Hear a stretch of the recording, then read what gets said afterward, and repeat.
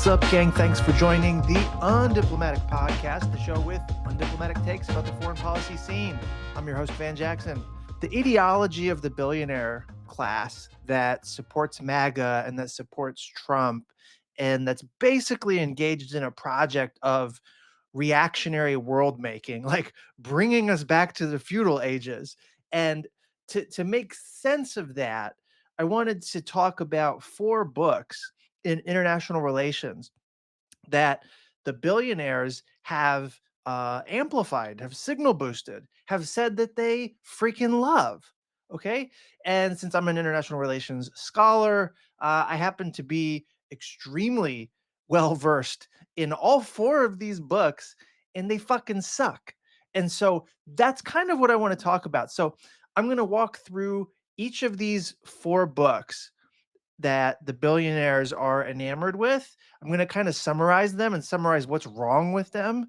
And then I want to circle back to like what this says that the billionaires believe this kind of nonsense about how international relations works. This is all being spurred by the South African billionaire David Sachs, who was a PayPal Mafia co-founder. He's a MAGA booster. He's an ally of Trump. He shared recently that these 4 books were his like go-to must reads for understanding our world situation, right? And so that's what's kind of triggering this, because it's like he's tipping his hand about what he thinks is the intellectual architecture supporting his worldview. And his worldview is what drives his lobbying and his policy preferences and how he spends his time and his money and his power to make a world that benefits him and not the rest of us. That's how we're coming to this topic. The first book,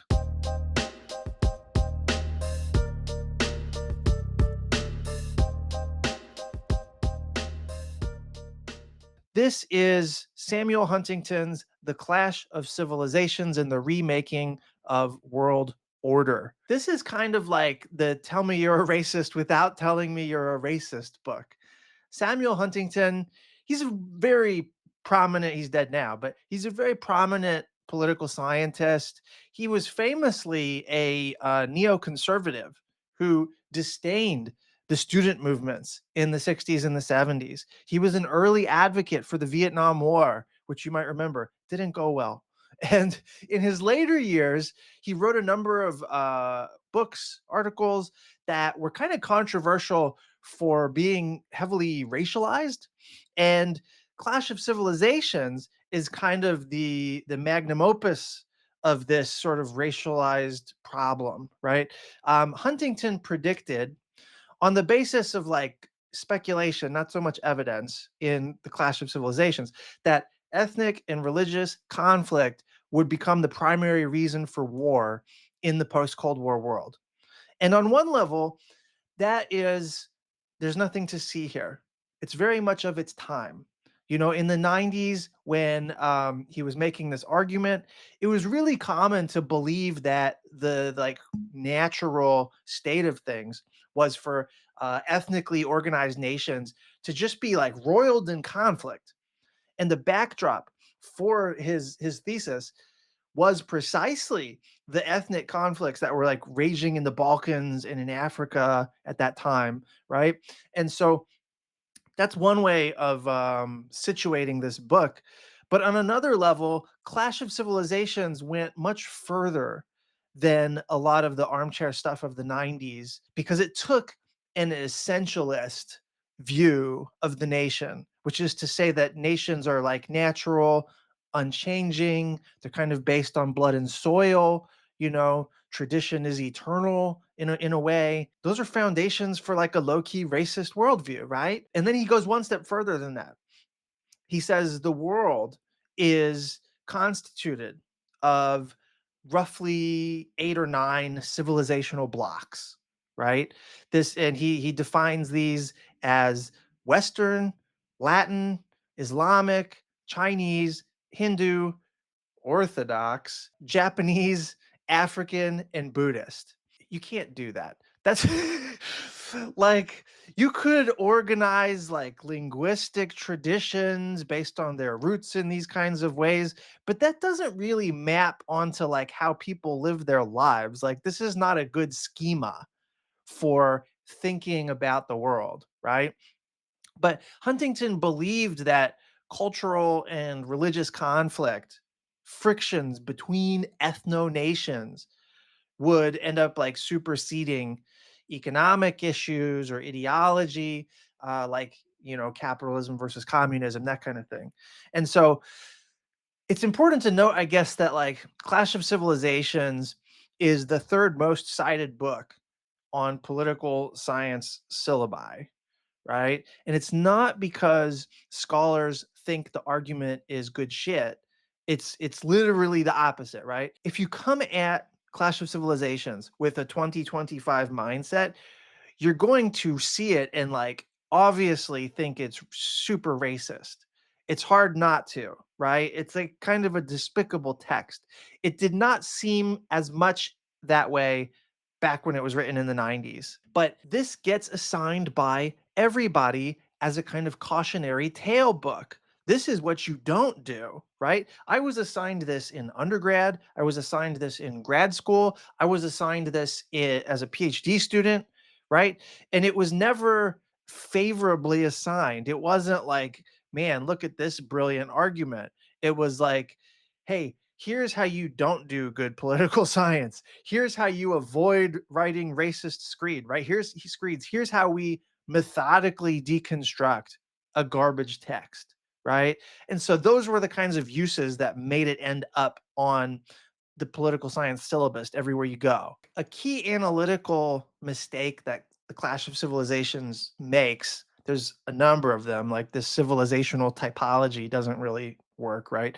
But a key analytical mistake is that Huntington is essentially saying, like, look, lots of wars, future of war, war, that's the dependent variable. It's caused by what? Ethnic difference as the independent variable, right? But if that's like ultimately what you're trying to say, how would you establish that ethnic difference is the cause of the wars that you observe rather than either just like a correlation, right? Or a superficial characteristic. Ethnic differences are happening everywhere. Conflicts happen within that, but so does lots of non-conflicts.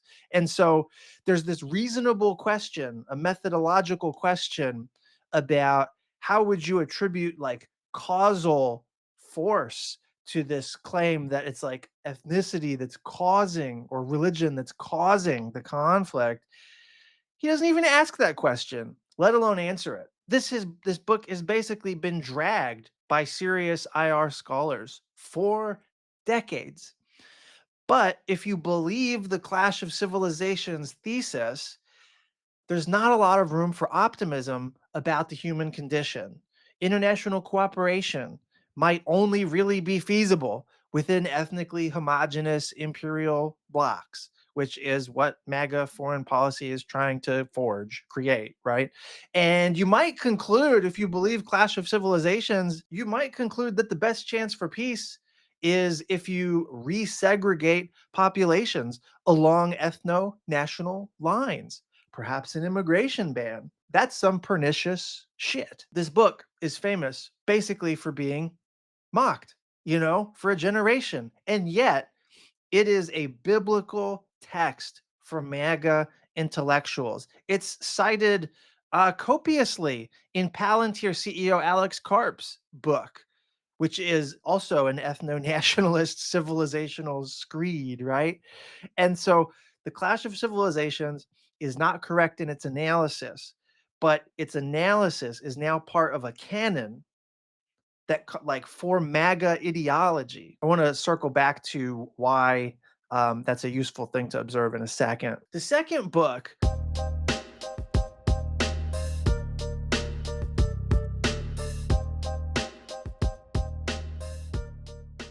Destined for War, right? This is about this. It's by Graham Allison. This is about this concept called the Thucydides trap. And this is kind of airport bookstore fare. And when scholars say that, it's a diss, like because airport bookstores are written for general readers, they're not especially rigorous, you know. Um, they do usually sell lots of copies, so that makes people like me jealous. But that's a criticism a lot of times, and I think it applies to a book like Destined for War. So Graham Allison is a legit political scientist.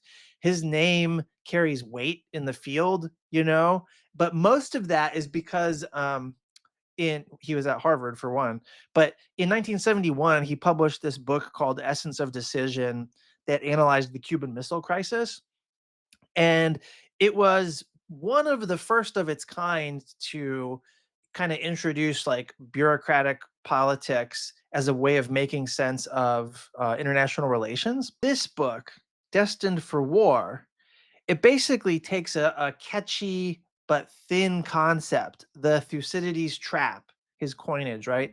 And then it's stretched into a book length argument, right? And the argument is that when the international system experiences a simultaneously rising power and a declining dominant power, then in that power redistribution, great power war is more likely than not, right? In Graham Allison's count, it's 12 out of 16 cases the international system imploded, right?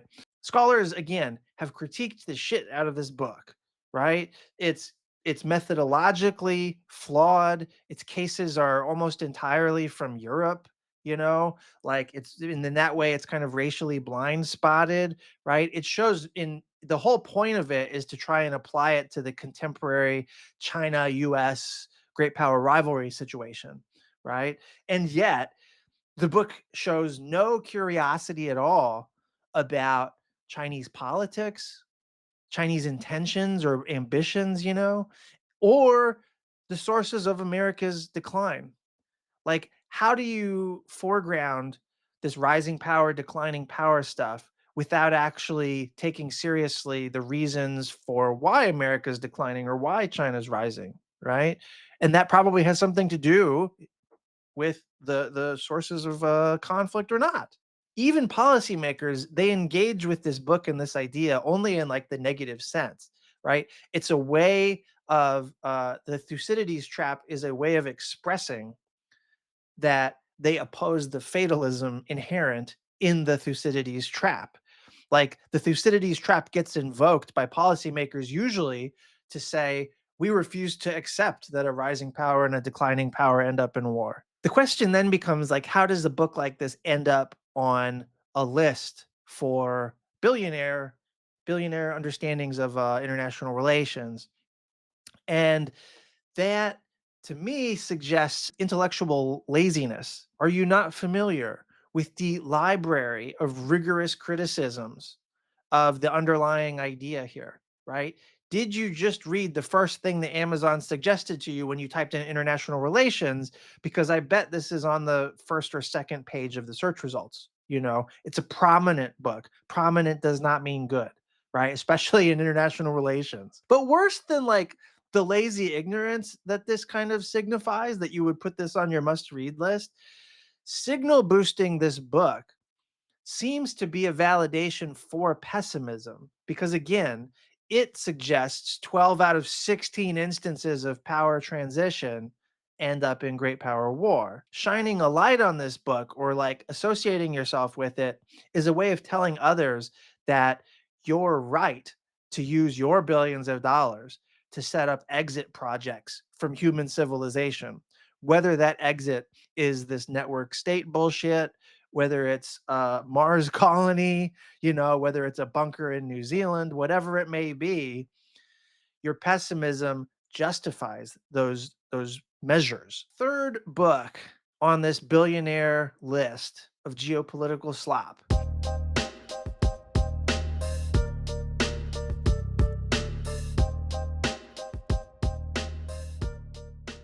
The Tragedy of Great Power Politics, okay, by John Mearsheimer. I should say, John Mearsheimer is kind of the international relations scholar that everyone loves to hate. And this book, it expresses a peculiar extremist form of realism known as offensive realism. And it's one of the more famous texts in international relations, but kind of like Destined for War or Clash of Civilizations, it's famous in the infamous sort of way, right?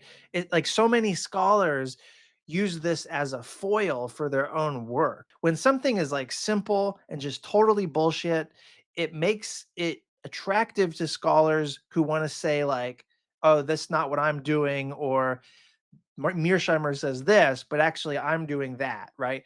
So, Tragedy of Great Power Politics argues that states seek survival above all else. State military power is the only thing that can ensure state survival. The international system is anarchical, which is to say, there's no legitimate authority to enforce rules of the system, right? To preserve the security of other states in the system. It says you can never trust the intentions of other states.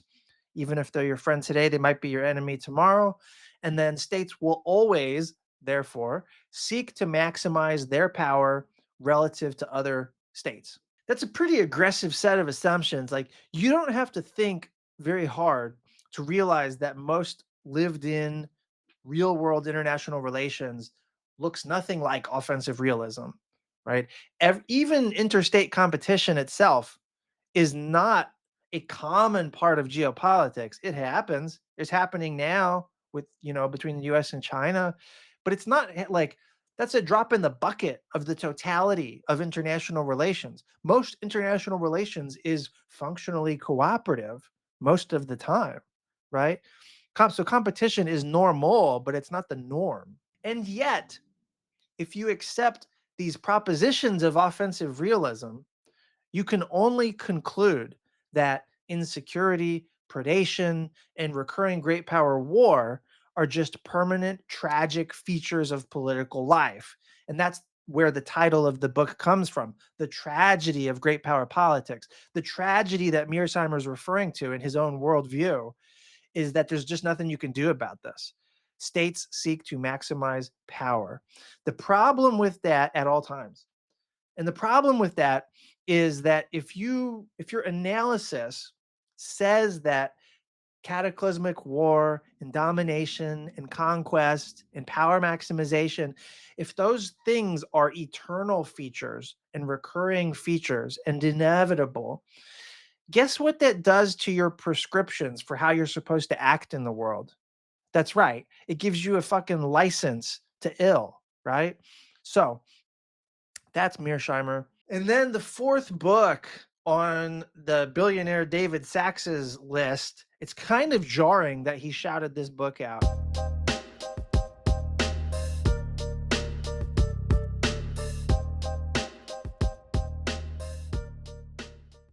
This is A Republic, Not an Empire by Pat Buchanan, the famous paleo conservative that kind of paved the way for Trump and MAGA. He was MAGA before MAGA, right?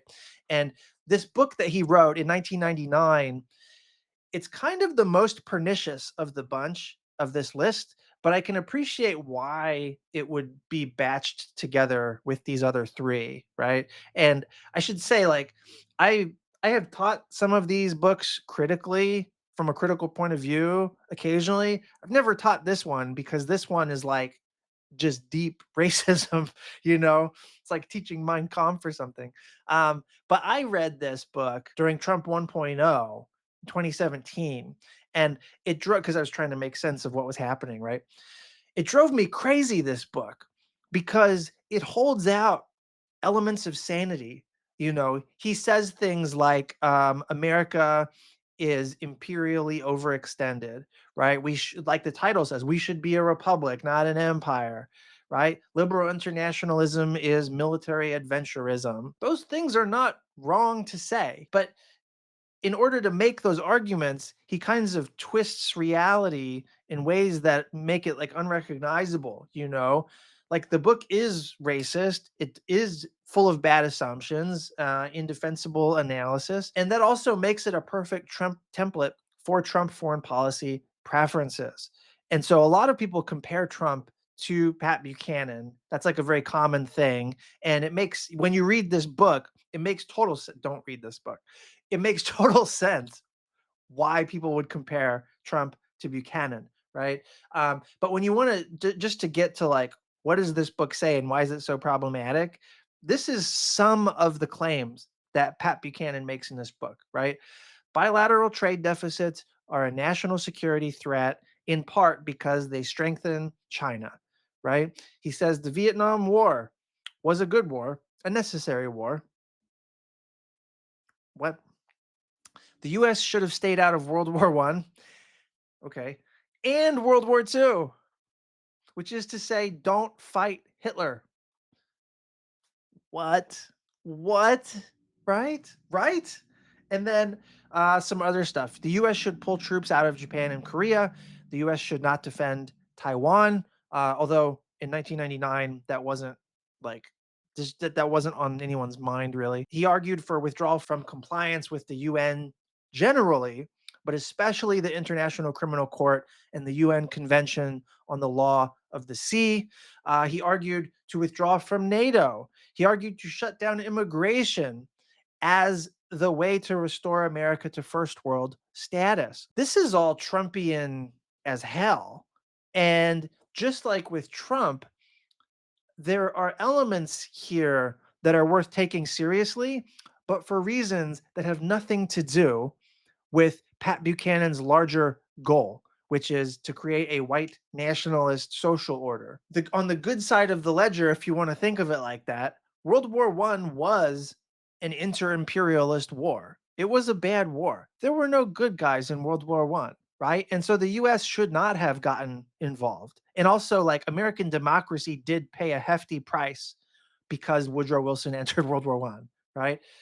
Troops in Japan and Korea shouldn't be there forever. Is that a controversial thing to say? Yeah, it is, but it's fucking true. It's obviously true, right? And it's worth thinking more critically about the relationship between instability and forward military presence, right?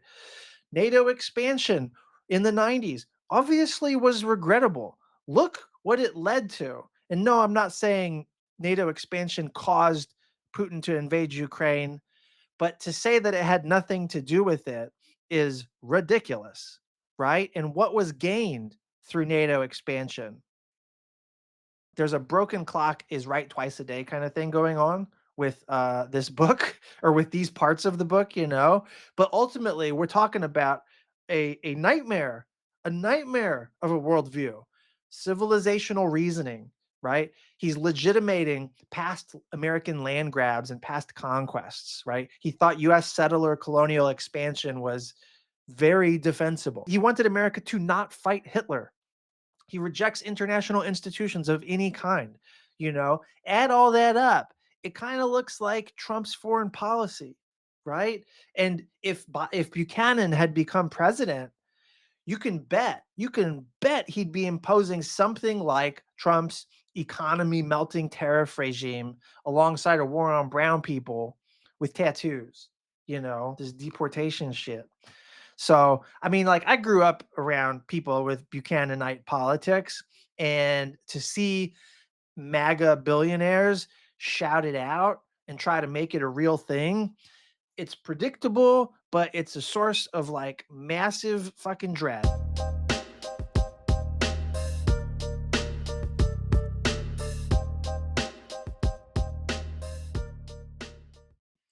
So zooming out, we can actually see a pattern in these four books, right? This is the canon of international relations for MAGA billionaires. And all four of these books can be read as extremely pessimistic about prospects for humanity. All four of these books treat the national state as the only actor of relevance in world politics. And all four of these books are Eurocentric. They ignore or they caricature any insights that you might have gotten from like non-Western historical experiences, which is crazy since that's most of the world and most of world history, right? And then you can go a little further. There's something else you can see here, right? In one of the books, John Mearsheimer's Tragedy of Great Power Politics, the offensive realism that he's arguing for in that book, it's a permission slip for militarism and expansionism. It's the permanent excuse for a permanent war economy because you can never be secure. So you've always got to be arms racing and optimizing for war, right? And that means there's no time for anything else. Certainly not time for like democracy or equality, right? And then in two of these four books, which is Samuel Huntington's Clash of Civilizations and then Pat Buchanan's A Republic, Not an Empire, these are straight up racist books. It's racial argumentation about what's going to happen in the world and how to do foreign policy as a consequence. If those are the themes, ethno-nationalism and militarism underwritten by pessimism, that sounds pretty damn familiar to anyone who might be acquainted with MAGA's foreign policy preferences or what Trump's been doing, Trump-imperialism, Trumpist foreign policy. What I think is happening here, so like I said, this is reactionary world making. This is the billionaire worldview is going to drive us into World War III or drive us into the dark ages or both, right? And that raises questions about like why they believe it. And I think there's some motivated reasoning going on here. Like they benefit from having this worldview. Today's oligarchs benefit from believing that Western civilization is under threat, that the answer is to meet a dark world of perpetual conflict with darkness in kind. JD Vance has said that he assumes security is a scarce resource. And so if you believe that, then the state has to go on the offensive to hoard security on behalf of the nation, whoever counts as the nation in your pretty narrow worldview here, right?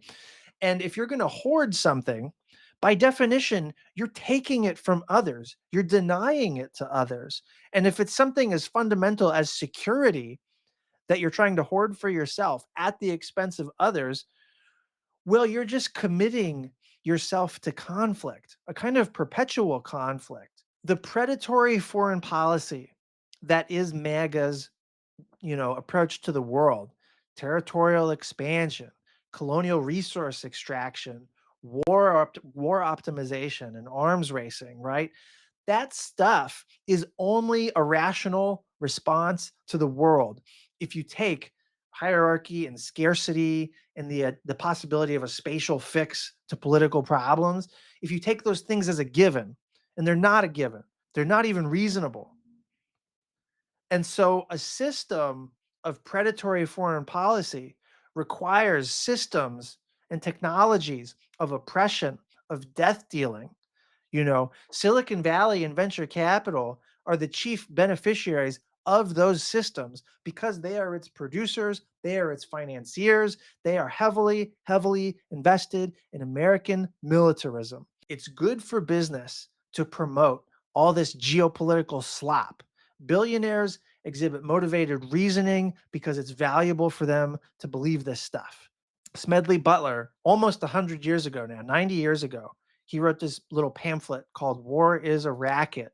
And it's more true now than ever, right? And the trouble is that the never-ending wealth spigot of a war economy and war preparations and ethno-nationalist militarism, that stuff is to the benefit of the oligarchs. It's a wealth spigot for them, but it's a siphon for peace, for democracy, for equality. So who benefits from this dark way of thinking about international relations? The billionaire class. Who pays? Everybody else, man.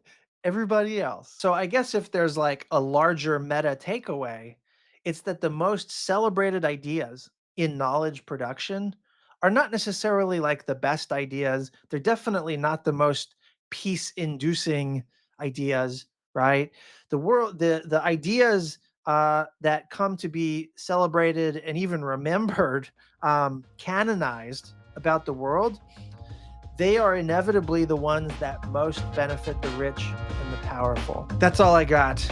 I hope you enjoyed this sort of analysis, critique, rant, whatever this is. And like and subscribe, YouTube, wherever else you're getting this. All right, peace.